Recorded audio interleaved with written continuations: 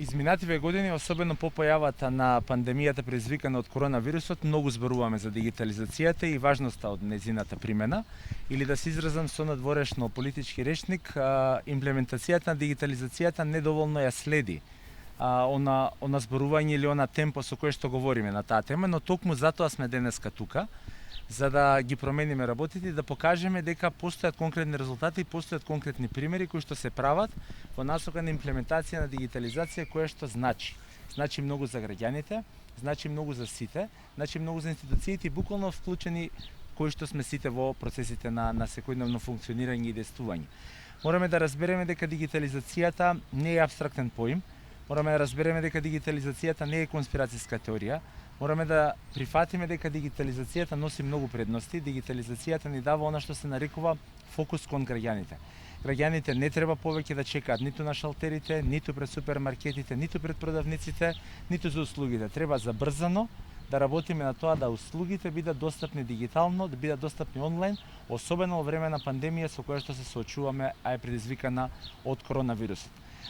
Токму затоа верувам дека ова јавен настап, ова дебата која што е втора поред од серијалот Дигитална трансформација на општеството ќе има за цел и ќе покаже дека всушност има волја, има фокус, има конкретни резултати кои што јавните институции ги прават, а се со цел на имплементирање на дигитализација, независно од партиска припадност, независно од било која друга позиција во општеството.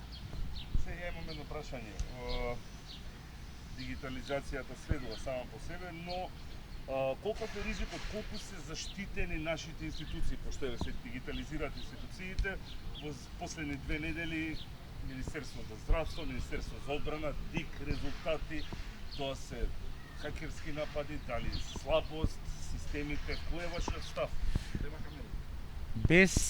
Без стратегија, без интегриран настап, без заедничка стратегија која што значи фокусирање и имплементирање на одржлива дигитализација, нема да успееме да направиме реална дигитализација во интерес на граѓаните, ниту реална заштита. Потребно е да не носиме адхок решение и токму овој настан денеска, токму оваа дебата денеска која што ја вклучува јавноста, Фондот за иновации, компании, има за цел да ги обедини сите заедно и да покаже дека со добар заеднички настап, со добра стратегија можеме да покажеме резултати.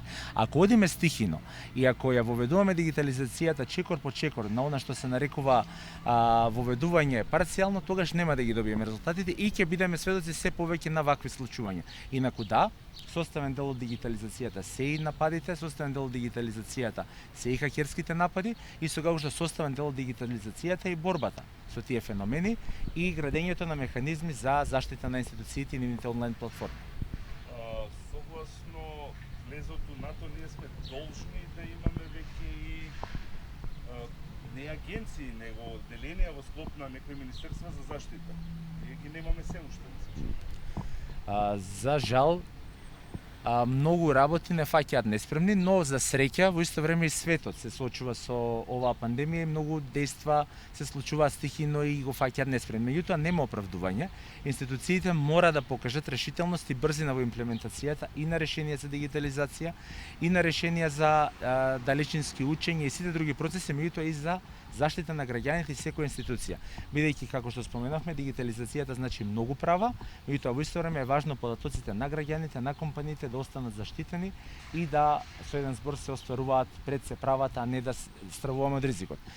Токму затоа апелираме и од денеска, апелираме многу недели наназад, ќе апелираме и понатаму, се до крајната цел додека дигитализацијата не се стави на агендата, не се стави на врвот на приоритетите на владата сега и во иднина. Тоа значи национална, надпартиска платформа, тоа значи обединување на сите сили и ставање на резултатите во фокусот. Потребна е дигитализација во интерес на граѓаните, потребна ни е заштита на граѓаните и на институциите во процесот на дигитализацијата.